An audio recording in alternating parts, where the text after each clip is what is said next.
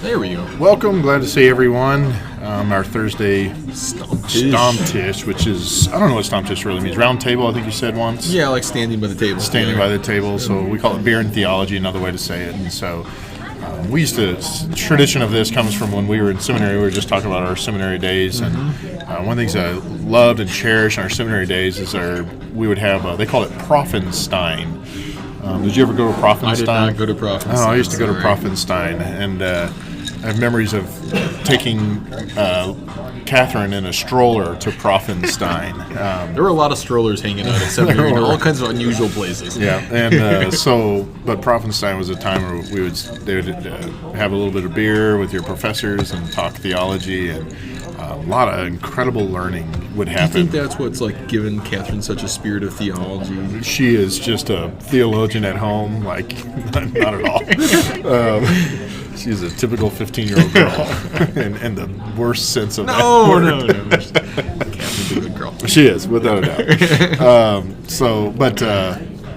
But yeah, it was a great. I always enjoyed those experiences. I always felt like I learned more because you'd kind of hear not what was in the rubrics of the textbooks. Yeah, it's just professors talking. It's just them talking about riffing on theology, their faith and their theology, and Gabby's sitting across from us, and she just kind of had what she called an uncomfortable moment as Dan and I were disagreeing on some different things, and she's like, they're mad at each other. We're like, they're fighting. Mad. No. It's very uncomfortable. But so we're continuing though, and this is one of three more Thursdays to the close of the story. And that doesn't mean Stammtisch will be done. It just means the story part of it. What we'd like to do, because again, I heard even in this past week that they really like the format of the questions and answers. So what we'll probably do is that time after the story, we'll do another question and answer. And both of us will be there. And should we advertise where we're at, like in advance, and tell people to come? We are at the sanctuary. And something that might be fun is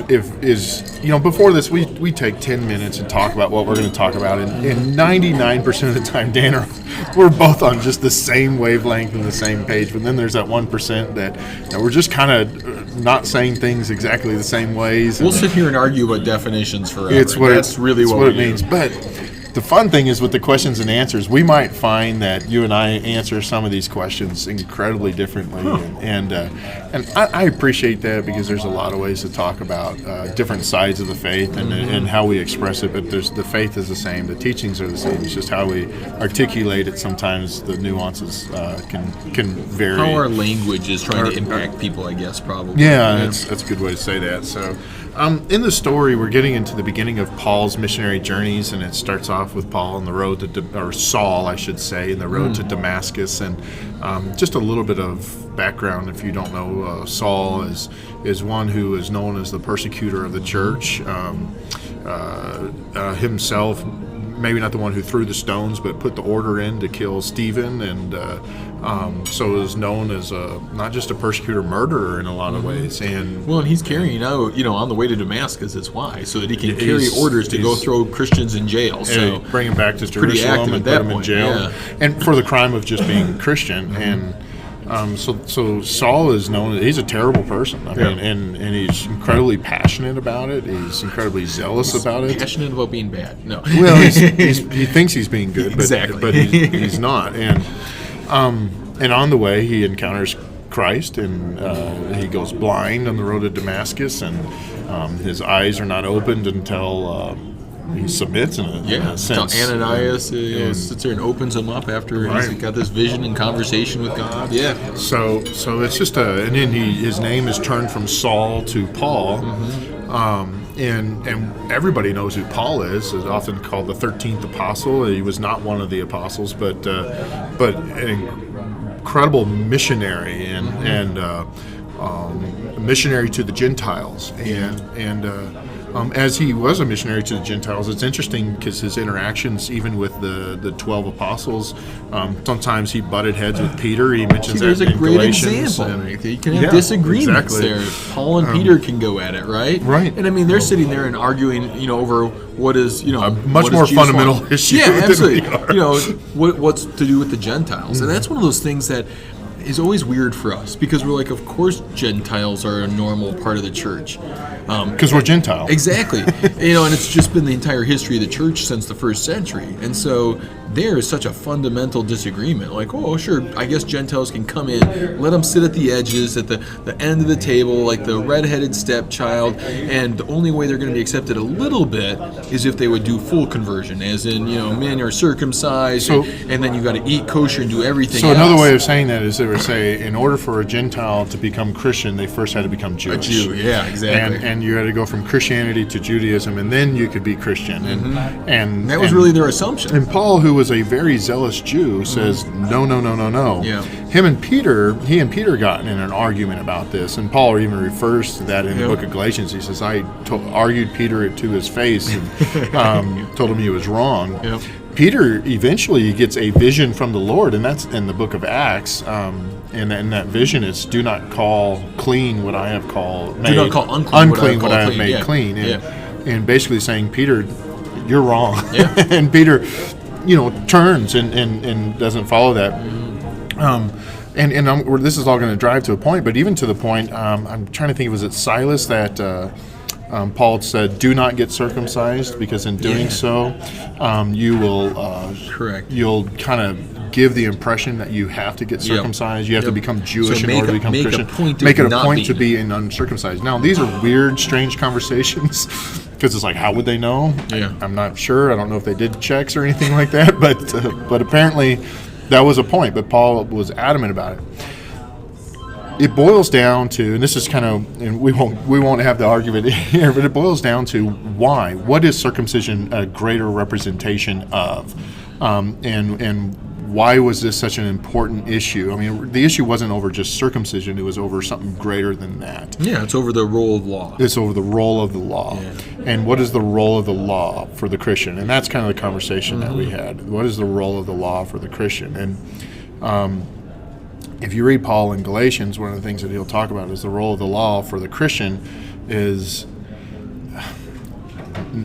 and bear with me for a minute because we'll get to a conclusion, but the role of the law for the Christian at the beginning is really nothing. In fact, he would say, set it aside and focus on Christ and focus on Jesus and focus on the cross. Well, the only role of the law is to kill you so that you can become a Christian. It's to show you that you are not a Christian. It's to show you that you're in need. Depend on you're Jesus. In need of grace. Yeah. It is to show you that you're in need of Jesus.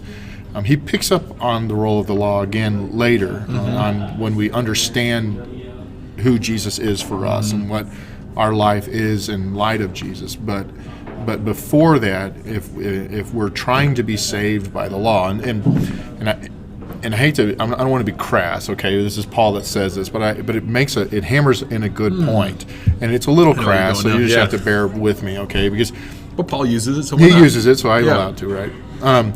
But he says if you want to be saved by the law, you got to keep all of it. But the way he really says is, if you're going to be saved by circumcision, why stop there? Yeah. Meaning he's chop even more. Keep going, right? And it's crass, but his whole point is you can't. Correct. You can't. There's not enough fulfillment in yourself of the law for salvation. And this place was packed, and we just emptied it out. Yeah, man. But Gabby's still here. Yeah. But it's an important role, I think, that Paul is trying to get across, because maybe here's a question, Dan. How much do you think today we're still trying to be saved by the law? Is there something inherently or just part of our sinful nature that desires to be saved by the law? See, I mean, I think this is the thing that, Paul does so expertly, in that every generation, including Paul's generation, does not understand it. So we'll do one of two things, and this is where Paul pushes against both. Well, one, try to be saved by it, and sit there and think, okay, if I can be a little bit better, if I can do a few more things, and there he's arguing with the Jews who are sitting there and saying, okay, if I can just follow the laws that are from the Old Testament a little bit better, and not even just those laws, but add a few more on top of it or whatever, so I can make sure that I'm keeping the ones social that God laws, exactly. general moral laws, if I can do those things well enough, then I'll please God. And Paul says, no, that's not the role. all right? But then the other thing that we do is then we rebel against it. And we say, okay, well, I don't like the way the law makes me feel, and so I'll just sit there and push away from it and be a law unto myself. And Paul won't have any of that either. Right. Where he comes at the end and he says, here's what it looks like to really live in step with the Spirit, and that's doing all these kind things. And really what it comes down to, what Paul is asking the church to do, and what Scriptures asks us to do, is that of submission. Yes. Absolutely. That we quit trying to. There's something within our human nature that wants to always put ourselves in the middle of the equation. Yeah. And it's really hard to take ourselves out of the equation and say, look, I bring nothing to the table, good or bad. Because sometimes we can do this on the other side with our guilt, right? When we sit there and beat ourselves up with our guilt. That's still selfish. That's still selfish. Yep. That's us putting ourselves in the midst of the equation and saying, no, what we need to do is take ourselves out, the good and the bad, and just say, let God be God. Yeah. And say, Christ, I'm here. It's you that needs to forgive me. It's you that needs to show me the cross. It's you that needs to save me. Take myself out of the equation and put you at front and center of everything. That's a hard thing to do. Yeah. It's a hard thing to do on all sides. On the side of I'm going to earn my salvation, or on the side I'm going to believe that I don't have it because of what I've done. Yeah, absolutely. And then, in the stuff that you do afterwards, that you don't try to insert yourself again. Right. Because it's real tempting to sit there and say, now as I'm sitting there and, make the fruit of the Spirit into like a test case or something like that. All right, what's the fruit of the Spirit? Love, joy, peace, patience, kindness, goodness, faithfulness, gentleness, and self-control. Am I tick. Oh, I got to work on this one a little bit better or something like that. Why? Well, you should. So, but not to try to prove yourself to God. It's just because those are the things that God says. These are the ways we care for each other. So we still do this today. Yes. Very much so. Yep. Maybe it looks different than in Paul's days, but we're not, being circumcised for the sake of salvation, but we're doing other things for the sake of salvation. And I use this illustration in sermons oftentimes. The pastor I met who was in Mississippi who fully believed because of what he did wrong in his past that he is not saved anymore. And this was him inserting himself in a very desperate way for him, but in the same sense. So inserting himself in salvation, he says, I messed up so bad, they stripped me of my priesthood, if you will, and he says, and God will not have mercy on me. And I says, well, and that was our whole thing was, well, why do you believe it has anything to do with you? Take yourself out of the equation. Sure. It's hard for us to do that, and sometimes we don't even understand that. We always want to, but you have to decide, or you have to believe, or you have to. Whenever we say you have to, it's like, no, it's just quit, just take you out of it, and put Christ in it, and.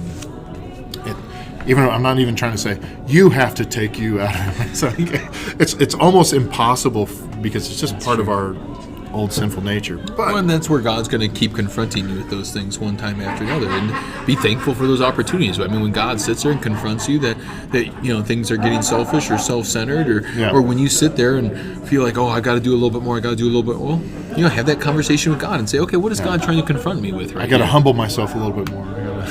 Well, let him.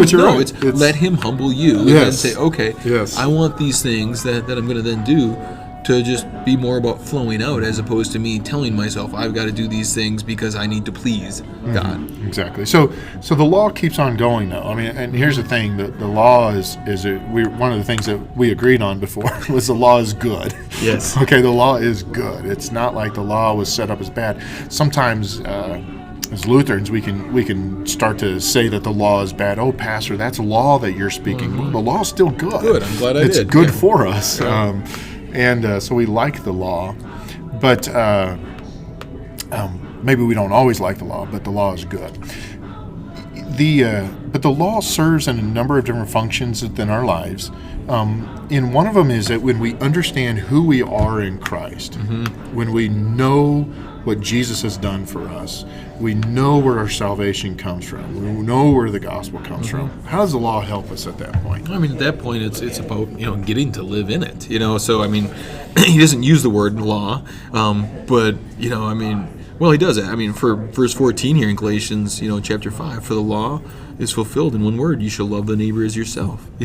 So what it serves a purpose is living in a loving way in this realm here in this world, and saying, okay, what does loving look like? Whether it's the fruit of the Spirit, or chapter 6 is all about bearing each other's burdens. I mean, isn't that a happier life when we're actually caring for each other and picking each other up and praying for each other? I know I feel happier when. So one of the things that I've always said is that outside of Christ, the law is an incredible burden that you get to carry with you, and that shows you that you are in need of a Savior. With Christ, the law gives you incredible purpose for which we have to live out this life. I like the word purpose as opposed to burden. And it's a vocational understanding of the law. Absolutely. And all of a sudden, the law now serves us and giving us purpose and identity for this world. And it's all about, as Paul says, the second table of the law. It's all about what it means to live amongst our neighbors. You get to do instead of have to do. Exactly. So. Yeah. So, and you may have heard it say the gospel fills us up so much that it overflows. And those are cliche, but there's truth to that. It's if we set out and say, I have to do this checklist in order to prove that I have enough gospel that's overflowing. No, you just took that and put it back into what you have to do. Some of these things should start happening naturally, and the more we submit to Christ and the more we submit to His will in our lives, these things should start to flow naturally. But as we were talking about earlier, they still need instruction. Yeah. They still need guidance. Sometimes they still need just pointing us to the awareness of what it looks like and what it feels like and what is good and what is not. So it's not like we can just stand passive and go. Yeah. Well, it's going through that whole process again. Let the law kill you, let the gospel make you alive, and let it instruct you then in terms of what life looks like. What else you got? I think that's a huge point right there. So poll question: is there a broad and a narrow sense of the word gospel? If you read the Formula of Concord, you'll have the right answer. No, it was a great conversation. Appreciate it. Appreciate y'all joining us.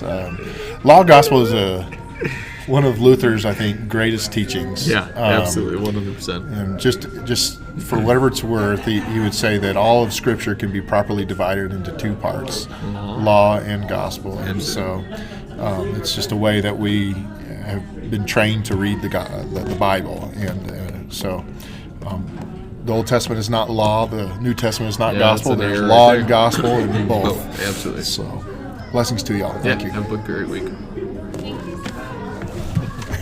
Thank you.